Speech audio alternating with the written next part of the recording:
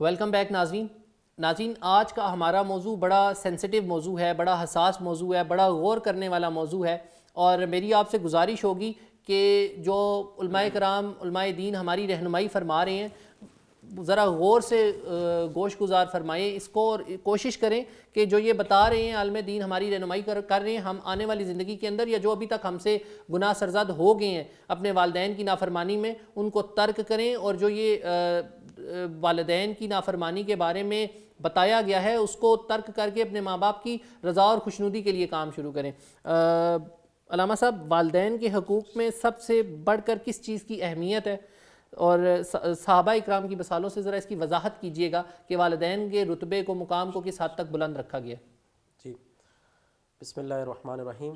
آپ نے صحابہ اکرام کی زندگی سے والدین کا جو رتبہ ہے اس حوالے سے آپ نے مجھ سے پوچھا۔ بہت اہم سوال ہے، اور دور حاضر میں یہ سوال جو ہے اس کا جواب تقاضا کرتا ہے کہ میں آپ کے اس چینل کی وساطت سے یہ پوری دنیا تک یہ پیغام پہنچے۔ جیسا کہ حضرت عبداللہ ابن مسعود رضی اللہ تعالیٰ عنہ آپ نے عرض کی یا رسول اللہ صلی اللہ علیہ وسلم کہ آپ کے نزدیک سب سے بہترین عمل کون سا ہے؟ سب سے بہترین عمل کون سا ہے؟ تو آپ صلی اللہ علیہ وسلم نے ارشاد فرمایا سب سے بہترین عمل اپنے وقت پر نماز پڑھنا ہے۔ پھر عبداللہ ابن مسعود رضی اللہ تعالیٰ عنہ آپ نے پھر پوچھا اس کے بعد آپ کے نزدیک سب سے بہترین عمل کون سا ہے؟ تو آپ صلی اللہ علیہ وسلم نے ارشاد فرمایا اپنے والدین کے ساتھ حسن سلوک کرنا۔ پھر آپ نے پوچھا یا رسول اللہ صلی اللہ علیہ وسلم اس کے بعد آپ کے نزدیک بہترین عمل کون سا ہے؟ تو آپ صلی اللہ علیہ وسلم نے ارشاد فرمایا وہ جہاد ہے۔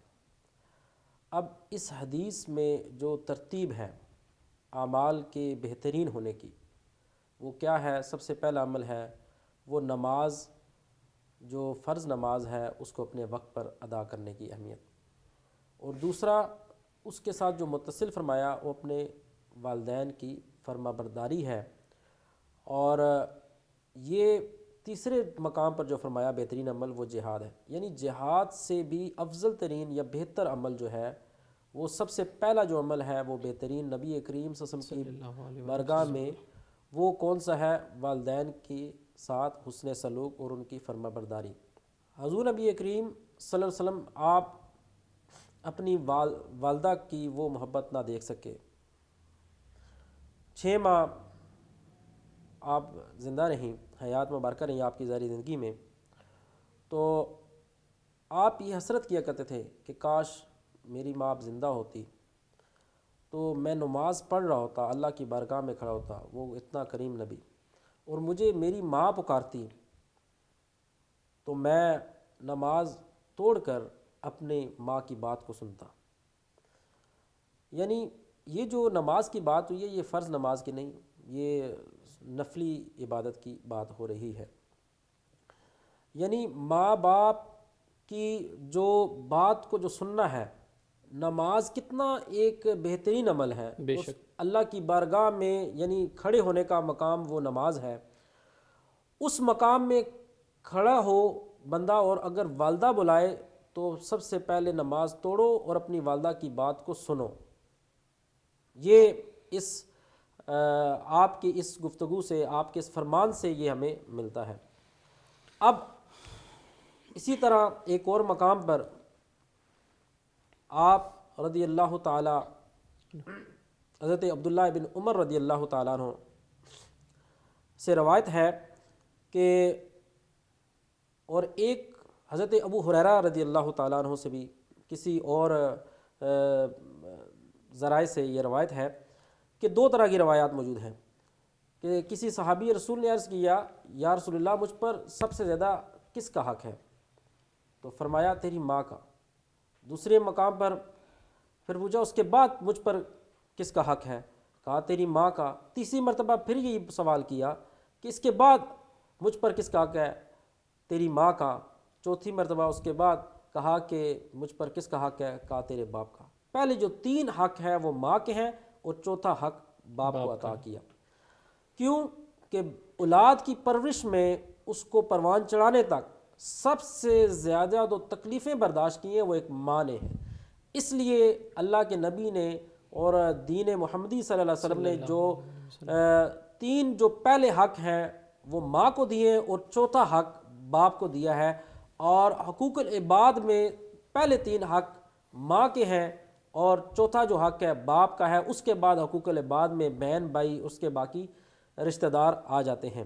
تو یہ ترتیب ہے حقوق العباد کی. تو اب ماں جو ہے وہ ماں کبھی بھی اپنے اولاد کے لیے تکلیف نہیں دیکھ سکتی. میں نے پہلے بھی عرض کیا جس طرح ماں جنت کا ماں کے قدموں تلے جنت ہے تو باپ جو ہے وہ جنت کا دروازہ ہے. اس زمانے کی ایک تلخ حقیقت یہ بھی ہے کہ جہاں ماں کی اہمیت کو بیان کیا گیا، جہاں ماں کی فرما برداری کی طرف تو توجہ دی گئی، حدیثوں میں بھی ذکر کیا گیا، بیانات میں بھی ہوا، لیکن باپ جو ایک تپتی دھوپ میں اتنی مشقت اپنی اولاد کے لیے برداشت کرتا ہے اس کو پس پش ڈال دیا. بالکل، یہ بالکل آج کل کے معاشرے کی آپ نے بالکل درست فرمایا کہ ایک تلخ حقیقت ہے. تلخ حقیقت ہے.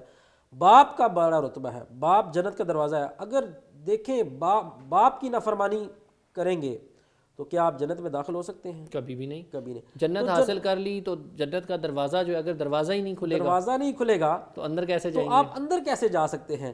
تو جنت میں ماں کی قدموں تلے جنت ہے، لیکن جنت میں جانے کے لیے باپ کے دروازے پر آنا پڑے گا. کیوں؟ باپ جنت کا دروازہ ہے. تو اس لیے یہ لازم اور ملزوم ہے. باپ کا ادب بھی لازمی ہے، اس کی فرما برداری بھی ضروری ہے، جہاں ماں کا ادب و احترام ضروری ہے. اور ایک اور مقام پر جہاں حکم کی بات آئی کہ ایک طرف ماں کا حکم ہو اور دوسری طرف باپ کا حکم ہو، تو تمہیں کس کا حکم ماننا چاہیے؟ تو کہا گیا کہ آپ کو اپنے باپ کا حکم ماننا چاہیے. باپ اگر چل رہا ہو تو آپ اس کے ساتھ یا اس سے آگے نہ چلیں، اس سے پیچھے چلیں. اور جب آپ نے والد یا والدین میں سے کسی ایک کے ساتھ آپ جب بات کریں تو اپنی نظروں کو جھکا کر بات کریں. ایک کوچوان تھا، اس کا ایک بیٹا تھا، اس کی خواہش تھی کہ میں اپنے بیٹے کو ڈاکٹر بناؤں. یہ حقیقی واقعہ ہے، سٹوری ہے بہت، یہ قریب وقت میں ہی. وہ دن رات محنت کرتا ہے، اپنا پیٹ کاٹتا ہے، بھوک پر پیاس برداشت کرتا ہے، مشقت برداشت کرتا ہے.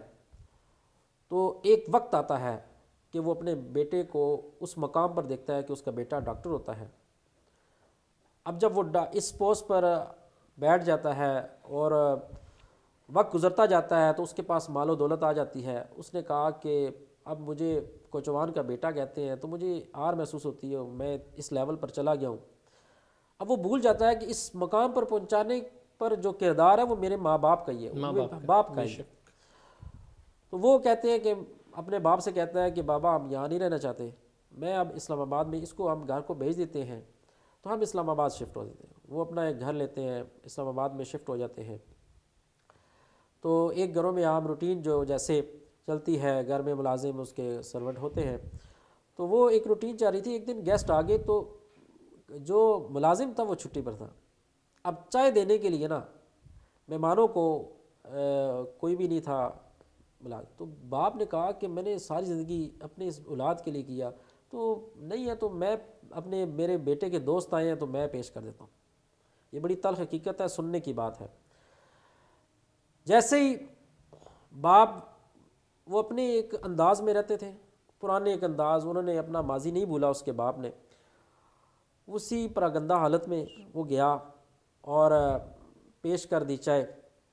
کوئی اچھا لباس نہیں اس طرح پہنا ہوا تھا، وہ چیزیں نہیں تھی. تو وہ بڑا معجوب جب وہ بیٹھ گیا، باتیں گل مل گئے. تو وہ جب اٹھ کے واپس آئے، اس کا باپ جب آیا تو وہ اس کا دوست پوچھتا ہے کہ یہ کون ہے. مطلب وہ اتنا فری ہو کے گپ لگا رہے تھے، ان کو نہیں پتا تھا کہ یہ اس کا باپ ہے. تعارف بھی گوارا نہیں سمجھا اس بیٹے نے کہ میں اپنے باپ کا تعارف کروں، یہ میرا والد ہے. وہ جب اٹھ کے چلا گیا تو اب اس نے جب دوست نے پوچھ بھی لیا کہ یہ کون تھا، اب اس کی غیرت کو دیکھے کہ اس کی غیرت اس چیز کو نہ للکار سکی کہ ایک باپ جو ہے وہ اتنی مشقت برداشت کرتا رہا.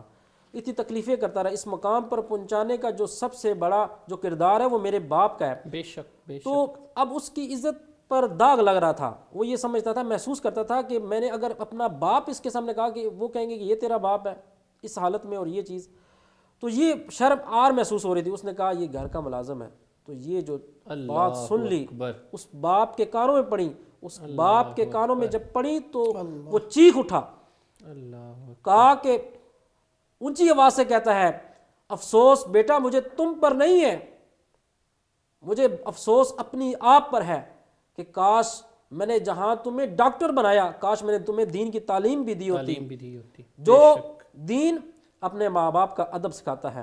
تو میں آج کے اس واقعہ سے آپ کو یہ پیغام دیتا ہوں، پوری قوم کو، امت مسلمہ کو، کہ اپنے ہر والدین کو چاہیے کہ جہاں اپنی اولاد کو دنیاوی تعلیم دے، بے شک جہاں یہ آپ تعلیم دیں ان کے لیے تگودو کرتے ہیں، تو ان کی دینی تعلیم میں بھی اتنا ہی کردار ادا کریں تاکہ آخرت میں اور دنیا میں بھی آپ کی عزت و تکریم کریں اور دین کو سمجھتے ہوئے آپ کے ساتھ اچھا برتاؤ حسن سلوک کریں۔ اور آج کے معاشرے میں جو تلخ حقیقتیں ہیں جو آج کے سامنے نظر آئی ہیں وہ دین سے دوری ہی ہے۔ بے شک۔ ناظرین، بدبخت ہے وہ اولاد جو اپنے ماں باپ کی عزت و تکریم نہ کر پائی۔ یہ ماں باپ ہی ہیں جس نے اولاد کو پال پوس کر جوان کر کے آج بڑے بڑے عہدوں پر بٹھایا ہے۔ تو اگر بڑے بڑے عہدوں پر بٹھا دیا ہے تو اولاد کا بھی فرض ہے کہ وہ اپنے ماں باپ کی عزت و تکریم بھی اسی طریقے سے بڑھا دے، اسی طرح جس طرح اس کو منصب بڑا عطا ہو گیا وہ اپنے ماں باپ کی تکریم کو بھی بڑا کر دے، دوسروں کی نظر میں اپنے ماں باپ کا قد کاٹ اس حد تک بڑا کر دے کہ ان کا سر فخر سے بلند ہو جائے، نہ کہ اس طرح کی بدبخت اولاد نکل آئے جس طرح مولانا صاحب بتا رہے تھے کہ اپنے والد کا تعارف کروانے میں ہی اس کو آر محسوس ہو رہی تھی۔ تو ایسی اولاد میں تو بدبخت کا ہی لفظ استعمال کر سکتا ہوں، اس سے سخت لفظ تو شاید باقی تو اب اللہ کے اوپر معاملہ چھوڑتے ہیں۔ علامہ صاحب، جیسا کہ علامہ صاحب نے فرمایا کہ آج کل کے ہمارے معاشرے کا ایک المیہ ہے کہ ہمارے معاشرے کے اندر نہ صرف المیہ بلکہ ایک تلخ حقیقت ہے جس کو ہم نے ایڈاپٹ کر لی ہے کہ ہم لوگ جہاں پہ ماں کی تکریم کی بات کر رہے ہوتے ہیں کہ والدین میں ماں کا رتبہ بڑا بلند ہے، ماں کا رتبہ اس حد تک بلند ہے کہ قدموں تلے جنت ہے، اور ماں کی شان بیان کر کر کے ہم لوگ کہیں نہ کہیں اپنے والد کی شان کو بھول جاتے ہیں، والد کی تکریم کو بھول جاتے ہیں۔ یہ وہ والد ہے جس نے محنت کی، مشقت کی، اپنا پسینہ بہایا، گھر پیسہ والدہ کو لا کے دیا تو بیٹے کی تربیت بھی ہوئی اور بیٹا پروان بھی چڑھا۔ بیٹے کو پروان چڑھانے میں جس حد تک ماں کی تربیت شامل ہے، باپ کا خون پسینہ بھی تو شامل ہے۔ اس بارے میں تھوڑی رہنمائی فرمائیے گا۔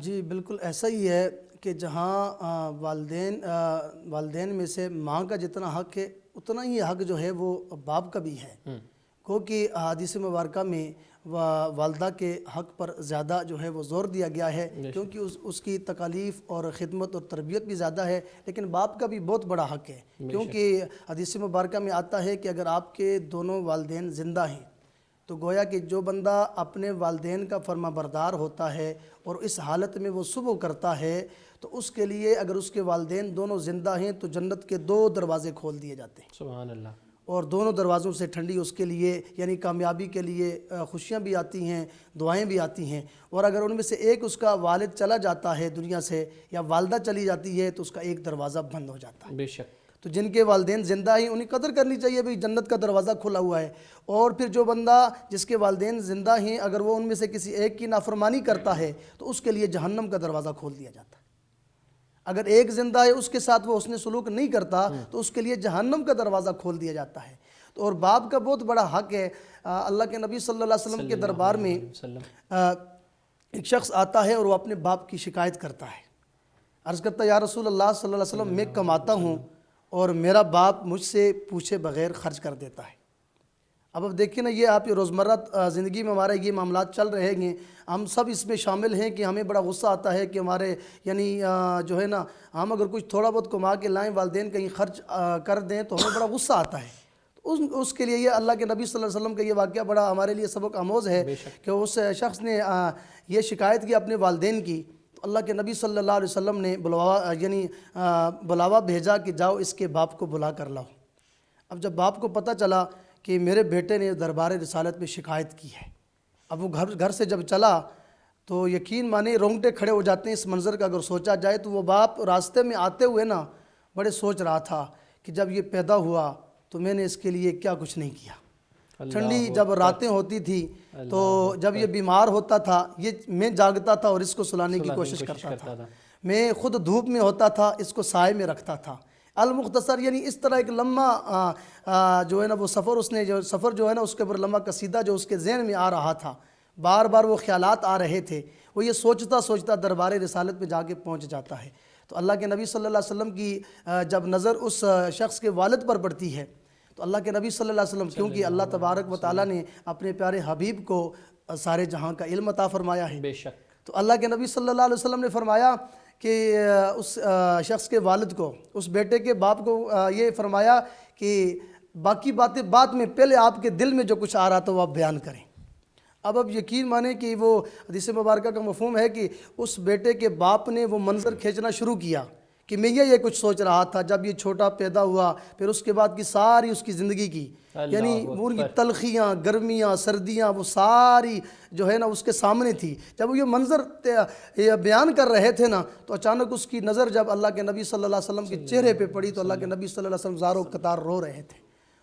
جو ہی اس باپ کی گفتگو ختم ہوتی ہے تو اللہ کے نبی صلی اللہ علیہ وسلم نے بڑا خوبصورت جملہ ارشاد فرمایا بیٹے سن تو اور تیرا مال تیرے باپ کا ہے. تجھے کیا مجال ہے, تو بھی تیرے باپ کا ہے اور تیرا مال بھی تیرے باپ کا ہے. تجھے کیا حق پہنچتا ہے کہ اپنے باپ کی شکایت کرے.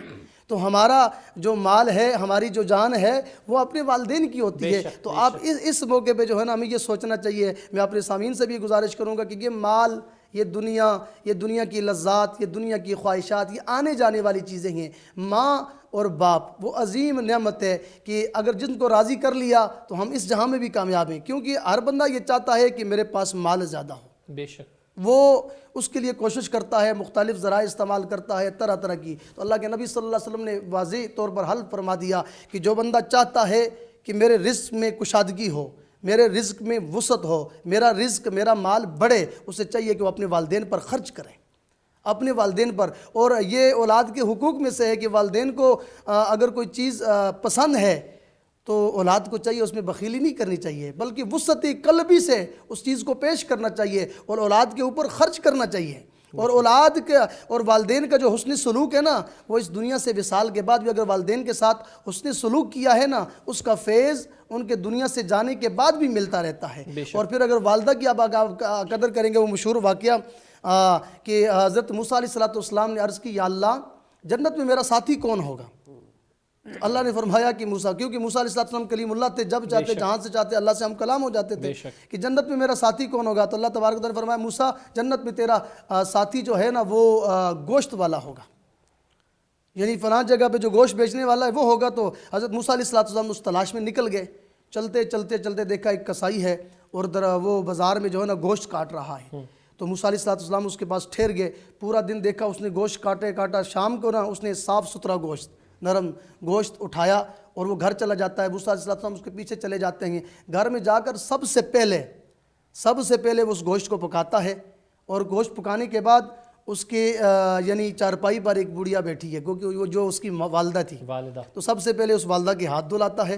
ہاتھ دھلانے کے بعد پھر اس گوشت کو نرم کرتا ہے. نرم کرنے کے بعد بعض نے یہ لکھا ہے کہ وہ اپنے منہ میں چبا کر بعض نے لکھا ہے اسی طرح یعنی نرم گوشت کو وہ اپنی والدہ کے منہ میں ڈالتا ہے اور وہ بڑھیا کے منہ سے یعنی بزرگ جب وہ دعا کر رہی تھی تو گویا بڑ کی آواز آ رہی تھی. تو وہ آواز یہ تھی کہ اللہ تجھے جنت میں موسیٰ کا ساتھی بنائے. سبحان اللہ.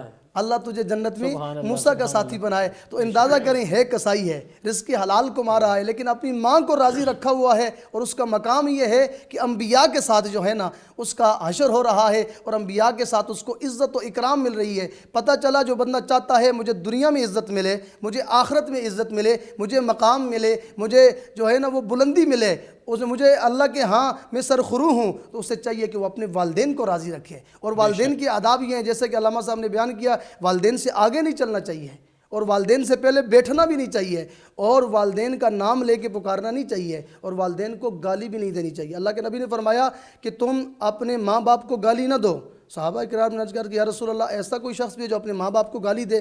اللہ کے نبی نے فرمایا جب تم کسی کی ماں کو کسی کے باپ کو گالی دیتے ہو گویا کہ وہ تم اپنی ماں کو اپنے باپ کو گالی دے رہے ہو، اس لیے والدین کو گالی بھی نہ دو۔ اور پھر جیسا کہ آیت مبارکہ شروع میں علامہ صاحب نے پڑھی تھی وَاحْفِظْ لَهُمَا جَنَاحَ الذُّلِّ مِنَ الرَّحْمَةِ، یعنی جب وہ بڑھاپے کی عمر میں پہنچ جاتے ہیں نا تو ان سے اچھی بات کہو، اور اگر وہ آپ کو جھڑکتے بھی ہیں نا آپ خاموش رہو اور ان کے سامنے عاجزی ہو، یعنی اپنے پروں کو بچھا دو۔ کیا مطلب؟ عاجزی اور انکساری کے ساتھ، یعنی وہ کوئی بھی بات کہتے ہیں تو آپ اپنے نظروں کو جھکا لو، اگر کوئی بات آپ کی ناگوار بھی ان کی گزرتی ہے تو آپ ان کے سامنے اپنے سر کو جھکا کر مسکرا کر ان کا استقبال کرو۔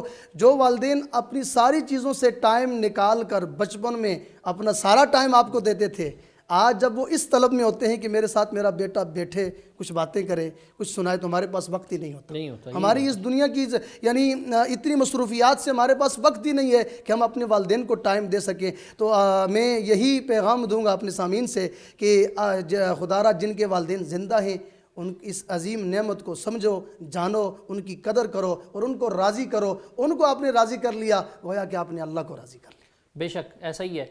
ناظرین، ماں باپ کی موجودگی کے اندر جتنا عرصہ اللہ تعالیٰ نے ان کا سایہ ہمارے سروں پر قائم و دائم رکھا ہے، کوشش کرنی چاہیے کہ ان کے حق میں نہ صرف دعا کی جانی چاہیے بلکہ ان کو اپنا وقت دینا چاہیے۔ ماں باپ ہم اولاد سے کچھ بھی نہیں چاہ رہے ہوتے۔ ماں باپ ایک ایسا بے لوث رشتہ ہے دنیا کے اندر جس کو اولاد کی دولت اور زمین جائیداد اور کوٹھیاں بنگلوں کی ضرورت نہیں ہے بلکہ اولاد کے وقت کی ضرورت ہے۔ ماں باپ وہ عظیم رشتہ ہے جس کو اولاد کا صرف اور صرف وقت چاہیے کہ میری اولاد جب یہ بچپن کے اندر تھی، لڑک پن کے اندر تھی تو ہم پورا دن ضائع کرتے تھے، اپنا کوئی کام نہیں کرتے تھے، کسی کام کی طرف جاتے نہیں تھے، صرف اور صرف اپنی اولاد کی طرف توجہ دیتے تھے، ان کے ساتھ بیٹھتے تھے، ان کو ٹائم دیتے تھے۔ جب وہ بڑھاپے کے اندر پہنچ جاتے ہیں، لاغر ہو جاتے ہیں، کمزور ہو جاتے ہیں اور ڈپینڈنٹ ہو جاتے ہیں ہمارے اوپر، تو اس وقت بحیثیت اولاد ہمارا فرض ہے کہ اپنے ماں باپ کو ٹائم دیں، اپنے ماں باپ کے ساتھ وقت گزاریں، نہ کہ ہمیں پھر پچھتانا پڑے اور جب وہ اس دنیا سے کوچ کر جائیں تو پھر ہم ان کی قبر کے اوپر جا کر اگر رو رہے ہیں تو پھر ہم بدبخت ہیں، پھر ہم اللہ سے کسی نیکی کی یا کسی کفارے کی توقع مت کریں۔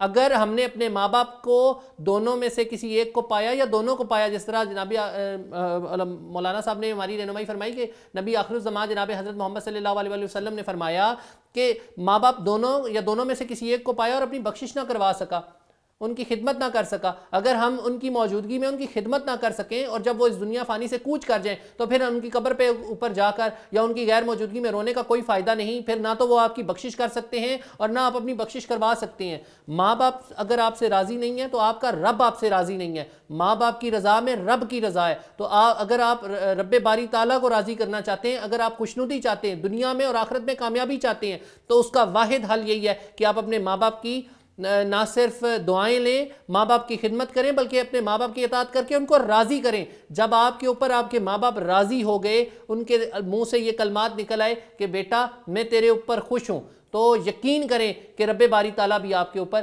راضی ہو جائے گا۔ ماں باپ کی رضا میں میرے رب کی رضا ہے۔ یہاں پر چلتے ہیں ایک چھوٹے سے بریک کی جانب۔